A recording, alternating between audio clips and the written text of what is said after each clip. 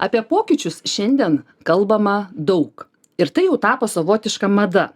Tačiau per mažai dėmesio skiriame jų tikram tikslui ir prasmei. Šiandien tęsime pokalbių ciklą orientyrai pokyčiams, o mūsų tema bus, kokius klausimus turėtų savo užduoti vadovas. Apie tai šnekučiuosimės su Džiuginta Gruode, organizacinių pokyčių konsultantė, lyderystės ir komandų kaučerė bei mentorė. Labas, Džiuginta. Labas, Rasa, sveiki. Ačiū, kad atėjai į laidą.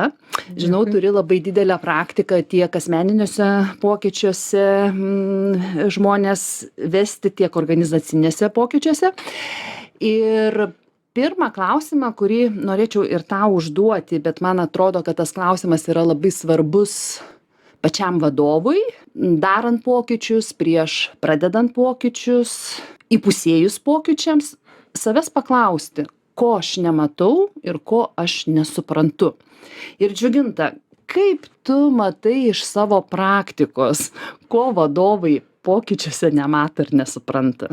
Labai geras klausimas, nes iš karto šypsena kelia, kad iš tiesų tai retai to paklausiam, nes vadovas dažniausiai viską žino. Tai čia jau pirmas yra toksai kabliukas, ant kurio pasimaunam, bet kalbant apie pokyčius, kurios tenka man matyti organizacijose, aš gal tokius išskirčiau dvi takoskyras. Vienas tai yra, kai vadovas nemato, kad, tarkim, jisai su vadovų komanda ruošdamasis kažkokiam pokyčiui, jau taip toli savo suvokime apie tai, ką jie čia daro, nukeliavo, kad jų komandos žmonės dar atsilieka 5 žingsniais savo suvokime ir jiems atrodo, kad visi sėdi tam vienoj valty, arba dar kita metafora galėtų būti, jie jau taip aukštai ant to kalno užlipo ir ten jau mato tą viziją, kur ten tas pokytis juos nuves, o žmonės dar savo suvokime, jie nelabai dar supranta, tai ką mes čia darom, dėl ko čia viso šito reikia. Ir jie dar, ir vadovams tada atrodo, kad darbuotojai priešinasi. Tai tenka man girdėti iš vadovų, kai kalbamės tokius pasakymus, kai jų žmonės, ypač jeigu yra kažkur tai organizacija didelė, išsidėsčiusi regionuose, tai sako, mus vadina, jūs ten bokšte sugalvojot, o mes čia turim daryti. Reiškia, dar darbuotojams, reikia duoti laiko. Nemato vadovas, kad tam, kad ateitų jų žmogus iki to suvokimo, kur jie yra, jiems reikia laiko, tokio pravedimo per tam tikrus žingsnius ir kad jie pasivytų juos. Kitas. Man beklausant tavęs ateina mintis, kokia tame priežastis yra. Ir ta priežastis nebūtinai yra ten nenoras keistis ar ten labai gili psichologinė priežastis. Tiesiog vadovai, jie organizacijoj kaip sistemoj, jie yra ant ribos. Jie yra ir organizacijos viduje, ir išorėje. Jeigu mes taip įsivaizduotume, kad organizacija gaubia tam tikrą membraną, tai jie yra kaip membranos ir išorėje, ir viduje. Ir jie tada gali matyti, kas keičiasi, ir jų matymas toks labiau abstraktus yra, ir jie mato, kas turi būti. O žmonės yra organizacijos viduje, yra tos membranos viduje, ir jų mąstymas yra labai konkretus. Ir jie daro, ką aš turiu padaryti šiandien. Ir jeigu nėra aiškumo, ką aš turiu padaryti šiandien, tada gaunasi toks atotrūkis. O kadangi dabar labai madinga yra kalbėti apie pokyčius, apie pasipriešinimą, apie tyrimus, kad visi priešinasi pokyčiams, tai mes nurašom tiesiog ant pasipriešinimo, o nekalbam apie tai, kad nėra padaryta tam tikra netgi higiena kai kada. Jo, higiena, būtent įsivertinti, mes kai ateinam į organizaciją ir pirmiausia, nuo ko pradedant, tai nuimti tokį kaip nuotrauką, tai kur mes esame dabar. Tai vienoje organizacijoje, kai atėjau ir radau, kad vadovai su savo komanda, vadovas su vadovų komanda nuvažiavę labai toli, o žmonės yra kažkur dar atsilikę, tikrai savo suvokime, kodėl to reikia, kas mano darbe turi, ką aš kiekvieną dieną turiu daryti kitaip. Mangi reikia su klientais tvarkytis, mangi reikia spręsti problemas.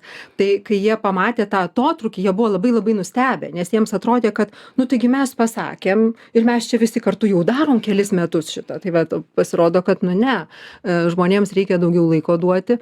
Tai atsakant ir tavo klausimą, ko nemato, tai kita kaip sakant, pusė būna tai, kai kaip tik tai vadovai nuleidžia tą pokytį ir jie nemato reikalo įsitraukti patys ir būti aktyvūs.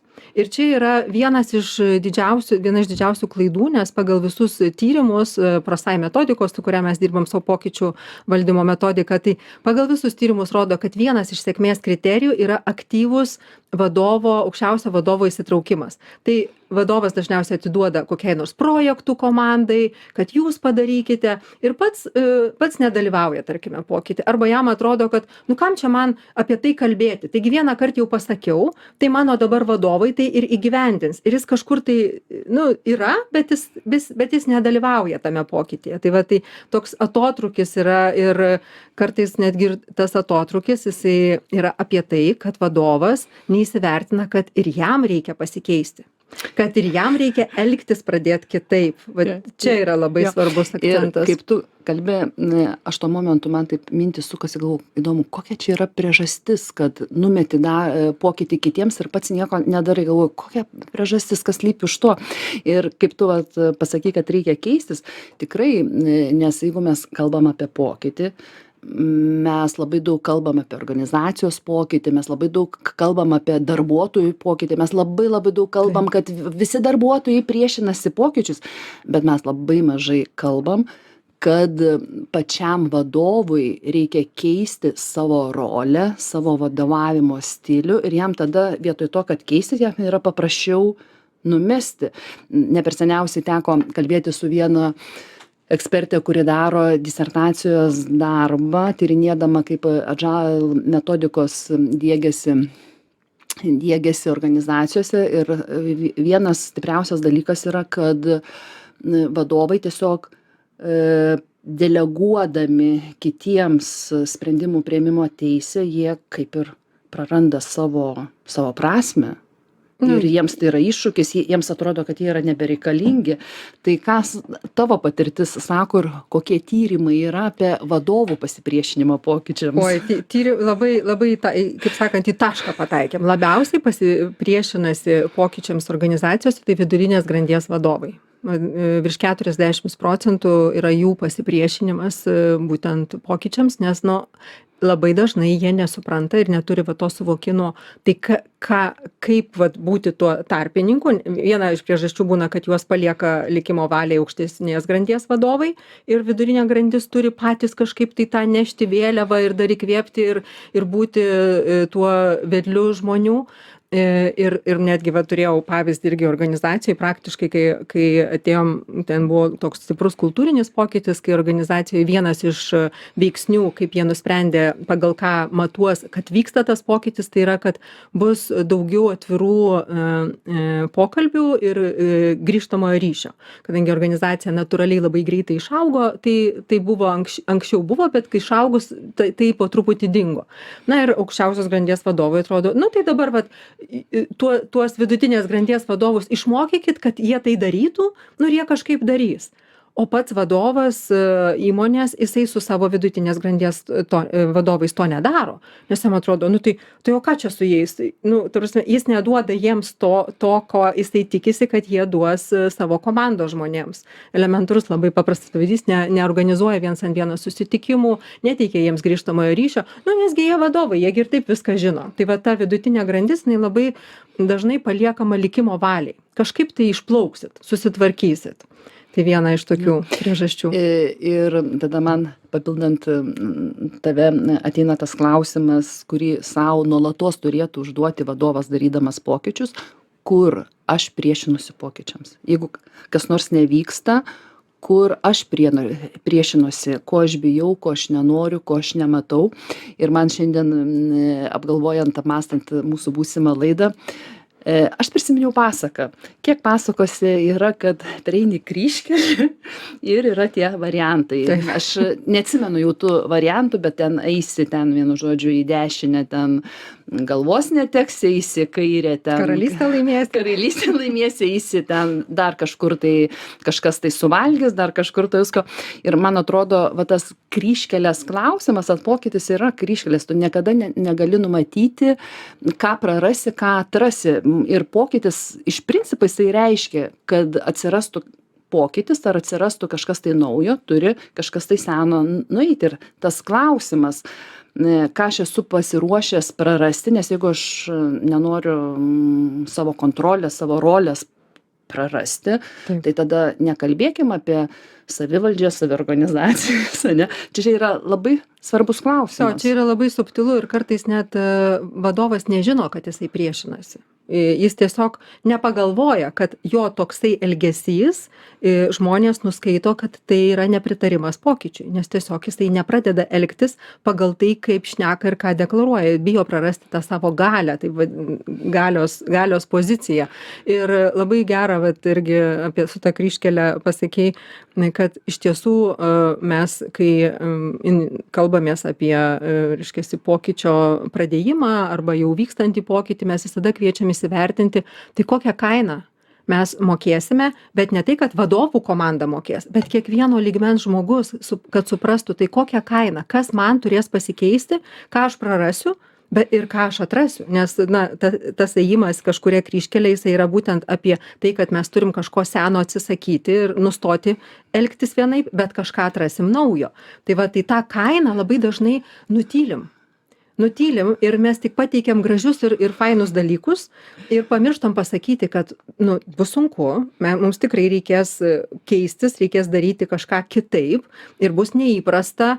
Ir jeigu nutylim šitos dalykus, taigi ten, kur yra nutylima, labai dažnai kyla kokios nors fantazijos ir žmonės prisigalvoja tada, užpildo tą tuštumą savo įsivaizdavimu, kas jiems keisis. Jie tada prisigalvoja blogų dalykų ir nemato tų gerų dalykų, kas keisis. Jo, ir dar klausant tavęs, dar ta viena mintis atėjo, kad įsivertinant kainą, dar prieš kokius 5 metus mes galėdavom sakyti, įsivertinam kainą, prarasim tokį klientų segmentą, prarasim tokius produktus, jeigu tokį pokytį padarysi, gal su mumis tie nebenorės partneriai dirbti, nedarom to pokyčio. Dabar, man atrodo, yra tas laikas, kai aplinka yra tokia polikrizėje ir tiek daug faktorių spaudžia, kad kai kada tas kainos matyti įsivertinimas tik tai duoda orientyrą, ko neliks ir jau klausimo nebėra, ar aš noriu daryti ar nenoriu daryti, bet žinojimas, kad su tai turiu atsisveikinti. Žinai, iš vienos pusės toks palaipsninis atsisveikinimas mintise gal lengviau yra negu staiga dingsta tam tikras klientų segmentas, pavyzdžiui. Jo, ir čia mes daugiau kalbam turbūt, pokytis vis tiek kaip žmogus iš organizacijos vidaus mato, kas jam asmeniškai keisis. Ir netgi neseniai ruošdamas vienam pranešimui apie kaip veikti neapibrėžtume, radau tokį McKinsey tyrimą, kaip, reiškia, kai yra neapibrėžtumas, kaip elgiasi vadovai ir kas vyksta su jų komandomis. Tai reiškia, jeigu vadovas pripažįsta, kad taip, mes dabar esame neapibrėžtume, aš nežinau, kaip bus, rizikos yra tokios ir atvirai apie tai pakalba, tai toje komandoje žmonės tampa labiau tokie kūrybiški, inovatyvūs, jie drąsesni eksperimentuoti ir jie labiau priima tą nežinomybę ir ėjimą į naujumą. Bet jeigu vadovai apsimeta, kad ne, čia viskas yra gerai, nekalba apie tai, yra toks nutylėjimas tų baimių, nutylėjimas to neapibrėžtumo, tarsi laikomasi kažkokios strategijos, planų, nors ir visi mato, kad tai neveikia, tada visa ta įtampa, jinai niekur nedingsta, jinai pavirsta nerimu, perdegimais, išėjimais iš darbo, apatija, neįsitraukimu. Ir tai yra pasipriešinimas. Žmonės tada tampa abejingi, prarandam talentus, pasitraukia geri darbuotojai. Tai visgi turbūt esant pokyčiui, mes vis tiek patenkam į tam tikrą neapibrėžtumo situaciją, labai svarbu yra apie tai drąsiai kalbėti ir pripažinti, kad nebūti tuo visažiniu, nuo ko mes pradėjom, kad vadovas, aš viską žinau, ne, kai mes esam pokytį, mes nežinom, bet mes einam, žengiam ir visi kartu kažką kuriam naujo. Tai tokiu būdu yra skatinama ta eksperimentavimas tame pokytyje. Ir man dabar vėl iškilo organizacija kaip membrana ir vadovas būtent savo mintimis, savo psichiką sukuria tą membraną ir tada yra klausimas, ar membranoje tvyroja, kaip tu sakai, nerimas, nes jeigu nerimas, įtampa, žmogus negali funkcionaliai tikslingai darbuotis, ar su visu aiškumu, kad mes nežinom išorėje, kaip kaip sakoma, yra priešas, mes turim susitelkti, tada membranoje visos molekulės susitelkia ir judėjimas būna greitesnis. Tai man yra labai graži metafora, kad vadovas jisai sukuria membraną ar savo projektui, ar savo organizacijoje ir nuo jo pasaulėjautos, pasaulėžiūros minčių priklauso, kaip žmonės dirba ir kaip vyksta pokyčiai. Tai mes persiritom į antrą dalį. Tai kokius esminius klausimus sau turėtų užduoti vadovas prieš pradedant pokyčius? Tai tikrai klausimų yra ne vienas, bet svarbiausia, nuo ko prasideda ta kelionė, tai pirmiausia įsivertinti visų pirma tą pokyčio tikslą, ne vien tik tai pasiskaičiuoti, bet tikslas ir kaip tai atsispindės žmonių elgsenoj ir kaip tai turi pasikeisti žmonių elgsenoj. Bet kitas labai svarbus klausimas tai yra, kokią didesnę vertę šitas pokytis sukurs mums kaip organizacijai. Kad žmonės pradėtų matyti, kad, mes įdiegsim čia kažkokią tai naują sistemą, mes pradėsim naudoti dirbtinį intelektą, arba mes pradėsime kitaip tarpusavyje bendrauti, grįžtamai ryšį teikti, arba pakeisime kažkokią savo struktūrą, bet kokią didesnę vertę tai atneša mums kaip organizacijai ir netgi ilgesnėje perspektyvoje. Ir kartais tai yra, nėra taip lengva paskaičiuoti tą didesnę vertę, bet ją labai labai svarbu visiems kartu susivienodinti ir kartu matyti tą didesnę vertę. Ir ta vertė yra ne vien tik tai organizacija, bet ir aplinkai, kurioje organizacija funkcionuoja. Be abejo, jeigu mes veikiame ir mūsų veikimas daro įtaką aplinkai, tai mes turime tai įsivertinti vienareikšmiškai, tikrai taip. Ir šiandien, man atrodo, mes mažai dar kalbam apie tai, kad turime nacionalinę viziją Lietuva 2050 ir manau, kad vienas iš tokių strateginių klausimų galėtų būti apie vertę Lietuvai nacionalinės strategijos ar vizijos Lietuva 2050 kontekste, nes ten įtelpa kiekviena organizacija, kuri galvoja apie kokybinį pokytį. Lietuva tai yra kelrodė, tai yra šalis, kurioje žmonės nori gyventi ir kurti, šalis, kurią noriu saugoti plačiaja prasme. Ir man atrodo, toks yra geras metas ir toks būtų savotiškas sutelktumas, jeigu mes vertę pradėtume matyti Lietuvos ateities potencialo kontekste. Labai geras, čia būtų labai gerai, jeigu tai pradėtų mąstyti ir iš tiesų tas sutelktumas, kurį mes dabar turime, jis, manau, mus dar geriau nukreiptų į savo ateities kūrimą, jeigu kiekvienas susipažintų su Lietuva 2050 vizija ir kiekvienos organizacijos vadovas paklaustų, tai kur mes tame esame. Čia labai būtų įdomu, iš tiesų taip. Labai būtų įdomu. O dar aš esu atradusi vieną klausimą ir man atrodo, tas klausimas labai išplečia iš principo ir pokyčių potencialą ir mūsų vietą ateities horizontuose ir toje pačioje Lietuvoje. Jisai skambėtų, kaip mano pokytis tarnauja gyvybei, kad gyvybingumo būtų daugiau. Ir tai atrodo iš pradžių abstraktu. Tai noriu prisiminti vieną istoriją, kurią man pasakojo mano kolegė, kuri labai daug metų yra pradirbusi Lego rinkodaroje. Vienu metu, kaip atsirado kompiuteriniai žaidimai, Lego pametė savo kryptį ir jie pradėjo kompiuterinius žaidimus gaminti ir labai jų pajamos nukrito ir buvo labai didžiulė krizė. Tai jie tada samdė antropologus ir antropologai gyveno šeimose ir tyrinėjo reiškinį, ką reiškia žaidimas žaislas kaip gyvenimo reiškinys. Kam žaidimas reikalingas gyvybei, kaip su žaidimu galima vaikus vystyti ir gyvybingumo yra daugiau. Ir kai jie atrado, kad žaidimas tai yra vaiko vystymasis, tiesiog jie išėjo iš kompiuterinių žaidimų ir to pasekoje gimė nauja kryptis, kurią mes visi šiandien labai gerai žinom - robotika. Lavinamieji. Jo. Robotika. Tai man atrodo, tas klausimas vertės, kur gyvybės yra daugiau, jis yra svarbus ir tai yra nebūtinai klientą mes turim vystyti kaip vartotoją, mes galim jį vystyti kaip žmogų ir va čia jau tada gyvybės bus, jeigu mes visi vystysimės kaip žmonės, tai gyvybės tikrai visur bus daugiau ir tai yra užkoduota mūsų senojoj kultūrai. Taip. Mūsų laida ateina į pabaigą. Kam apibendrinant norėtum dar, Džiuginta, pasakyti? Tai apibendrinant turbūt irgi tą mintį, kad organizacijose, ypač didelėse, kad kai inicijuojam pokyčius, tai pokytis jisai nėra planas, visas sudėliotas geras planas.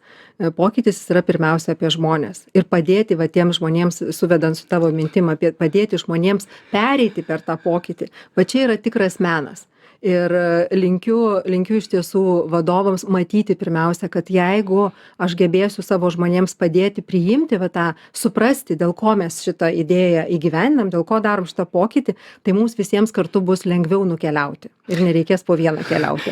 O aš papildydama tave pridurčiau ir netgi ta didesnė vertė ir galėtų būti sukurti tokią organizacinę kultūrą, kur mes mokomės pokyčius daryti, auginant ir brandinant žmonės. Ir tada tokia organizacinė kultūra gaunasi savotiška mokykla, kuri moko ir kitas organizacijas, kaip kurti kokybinį pokytį.